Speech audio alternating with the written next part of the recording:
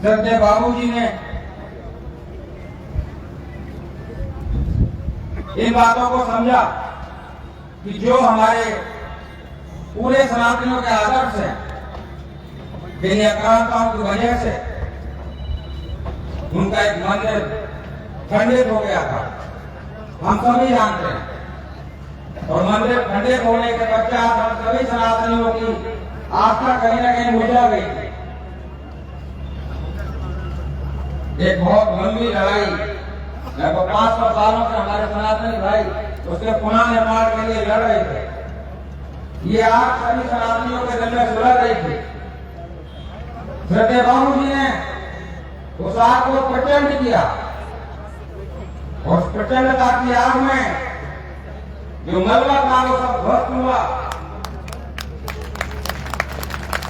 और एक भव्य स्थान निकल के आया भगवान राम के मंदिर के निर्माण के लिए। श्रद्धेय बाबूजी राम के आदर्शों को जानते थे, उनके अनन्य भक्त थे। इसीलिए उन्होंने अपना उस समय का सर्वोच्च बलिदान भी, जब बात धर्म की आई तो उन्होंने अपना सर्वोच्च बलिदान उस समय का दिया था, जिससे कि हम सब सनातनियों के जो आस्था बिंदु है, जो आदर्श है, भगवान श्री राम का मंदिर, भव्य मंदिर एक बन सके। भगवान राम के मंदिर की निर्माण में हमारे बहुत जो काशे में खड़े हुए हमारे यहाँ पर हैं, कई लोगों ने बलिदान दिया और बहुत कठिनाइयां भी झेली। बहुत सारे लोग हमारे सनातन प्रेमी जेल भी गए। उन सब की मांग को रखते हुए और एक सबसे बड़ी बात बाबूजी के बारे में, तो उस समय का जो एक प्रचंड, जब बाबरी मस्जिद ध्वस्त हुई थी तो उससे जो भी नकारात्मक ऊर्जा निकली थी, वो सब या जो जहर निकला था उसका बाबूजी ने खुद ही पी लिया। बोले किसी का दोष नहीं है, मेरा दोष है। ऐसे श्रद्धेय बाबूजी के लिए हम सभी सत नमन करते हैं। मैं एक दो पंक्तियों के माध्यम से बाबूजी के बारे में कुछ कहना चाहूंगा कि नेता देश में ढूंढोगे तो नेता कई हजार मिलेंगे, नेता देश में ढूंढोगे तो नेता कई हजार मिलेंगे, लेकिन बाबूजी जैसे शायद ही किरदार मिलेंगे। बाबूजी ने क्या किया? धर्म ध्वजा को ऊंचा करके,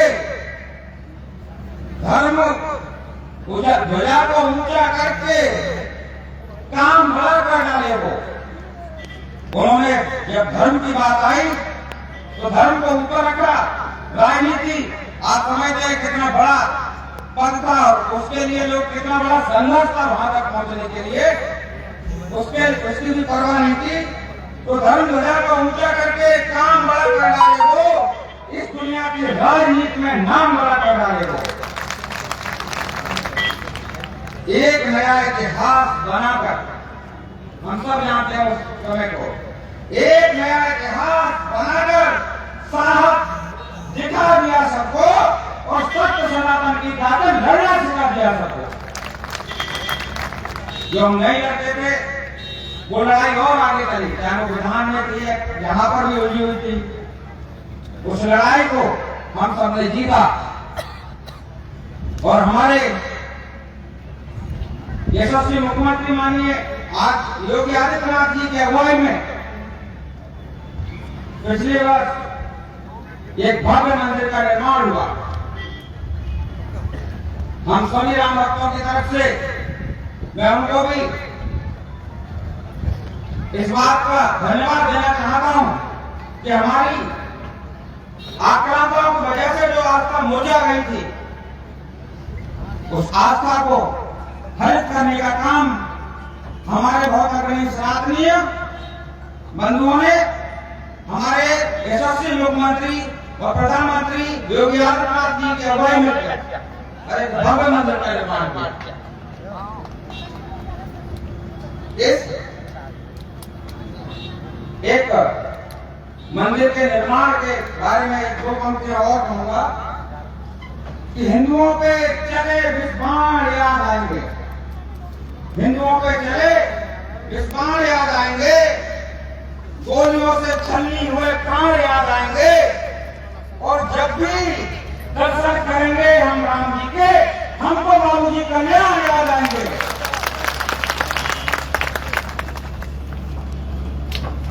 बाबूजी से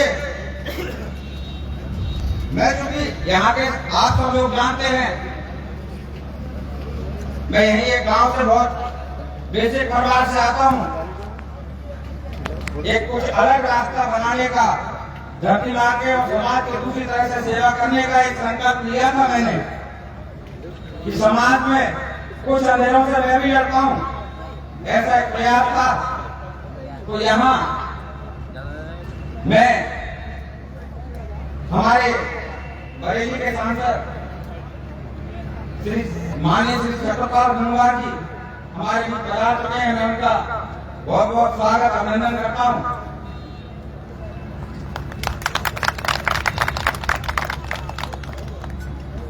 मैं ये बात इसलिए सुनाना चाहता हूं, आपको इसलिए बताना चाहता हूं कि मैं यहाँ के सब लोग को जानते ही हैं, तो हमारे मंच जो मुझे मेरे बारे में नहीं जानते, तो मैं सूक्ष्म अपना बताता हूँ कि मैं यहाँ एक जैविक खेती का कार्य करता हूँ और मेरा वो जो उत्पाद करता हूँ वो बाहर भेजता हूँ। मैं जब माननीय बाबूजी से मिलने गया था प्रथम बार, तो वहां कुछ बाबूजी के समक्ष बैठा था, तो राजनीतिक चर्चा चल रही थी। बाबूजी का भव्य दरबार लगा हुआ था, वहां आवाज की चर्चा आई और मेरा नाम भी आया राजनीतिक अध्यक्ष को लेकर। तो बाबूजी ने कहा तो ठीक है, लेकिन मैं सौभाग्य से मैं वहीं था, तो मैं खड़ा हुआ और हाथ जोड़ के मैंने बाबूजी से कहा, बाबूजी मैं अभी दूसरी तरह से समाज को सेवा कर रहा हूं। मैं तो बाबूजी बोले आप कौन? मैं जब खड़ा हुआ मैं निहाल सिंह हूँ। तो मैं थोड़ी दूर पे था, बाबूजी के पास वाली कुर्सी खाली थी, बाबूजी ने मुझे वहां बुलाया कि इधर आओ। मैं वहां बैठा, बाबूजी ने पूछा क्या करते हो? मैंने अपना बताया कि बाबूजी मैं ऐसे करता हूँ, ये काम करता हूँ। बड़े एक इस तरह से वो पूछ रहे थे मुझसे जैसे कि ये कोई पूरा वट वृक्ष अपनी आगोश में या अपनी छाया में किसी एक तपते हुए बच्चे को या एक तपते हुए प्राणी को ले लेता है। एक ऐसी शीतलता मुझे मिल रही थी। वो पूछ रहे थे कैसे करते हो, क्या करते हो? उन्होंने सारी एक अपनत्व का बहुत बड़ा भाव से बाबूजी से बात हुई मेरी, और वहां से मैं इतनी ऊर्जा लेके आया, एक सकारात्मक ऊर्जा। बहुत सारी नकारात्मकताएं भी थी उस समय दिमाग में, लेकिन उस शीतल छाया में जैसे बाबूजी की मिली, वो सारी नकारात्मकताएं दूर हुई और पुनः एक एनर्जी से मैं भर गया। ये बात 16 मार्च 2019 की है, 2020 की सॉरी। बाबूजी ने कहा था 22 तारीख को कोई कार्यक्रम है या क्या है कि आप आना, 22 तारीख को तुम आना, मैं तुम्हें किससे मिलवाता हूँ। और आप सब लोग जानते हैं 22 तारीख को हमारे लॉकडाउन लग गया था। लॉकडाउन की यहाँ का पूरा क्षेत्र लॉकडाउन में जो मैंने सेवा की समाज की उसको जानता है। मैं ये बात इसलिए बता रहा था कि मैं उस सकारात्मक ऊर्जा से भरा हुआ था उस समय, और लॉकडाउन जैसी जब एक आपदा हमारे समाज में आई तो मैं वो सकारात्मक ऊर्जा से भरा हुआ था, और मैंने जो भी एकात्मक मेरे पास संसाधन थे बाबूजी की प्रेरणा से, उन्होंने अपना बहुत बड़ा बलिदान समाज की सेवा के लिए और धर्म की रक्षा के लिए दिया। उस समय समाज में एक आपदा थी, तो मैंने भी बाबूजी की प्रेरणा से, जो आप लोग जिसके लिए बहुत हमेशा मुझे बहुत प्रेम और सम्मान देते हैं, वो जो कोविड का जो कार्य था उसके प्रेरणा स्रोत जो थे वो बाबूजी थे। मैं इसलिए इस बात को यहाँ बता रहा था। श्रद्धेय बाबूजी, क्योंकि बहुत और सामान्य लोगों को आपको सुनना है बाबूजी के बारे में। अगर मैं बताता रहूंगा तो पूरा दिन कहीं बहुत समय लग जाएगा, तभी उन्होंने ऐसे कार्य किए हैं जो पूरा नहीं होगा। मैं बाबूजी को मैं पुनः आप सभी लोगों का, जिन लोगों ने मेरे एक छोटे से भाव को, एक जो भाव का सम्मान बाबूजी को उसमें करना है, उस भाव को मंचा से सभी लोगों ने अपना आशीर्वाद दिया, अपना मन दिया, और आप सभी लोगों ने उस भाव को, जो हमारी टीम की भावना थी, उसको मन दिया और इस आयोजन को एक महोत्सव के रूप में आप लोगों ने परिवर्तित कर दिया। इस सभी का, इसके लिए मैं आप सभी लोगों का बहुत बहुत आभारी हूँ और हमेशा ऋणी रहूंगा इस आप लोगों की भावना का। और ईश्वर ने अगर किसी लायक मुझे, मैं यथाचित हमेशा आप लोगों के सेवा में रहूंगा, और किसी लायक ईश्वर ने मुझे अगर बनाया भविष्य में, तो हमेशा तन मन जीवन तक समर्पण के लिए मैं हमेशा आप लोगों के लिए तैयार रहूंगा। तो जय श्री राम। बहुत बहुत धन्यवाद भाई निहाल सिंह जी। बंधुओं, अब कार्यक्रम को आगे बढ़ाते हुए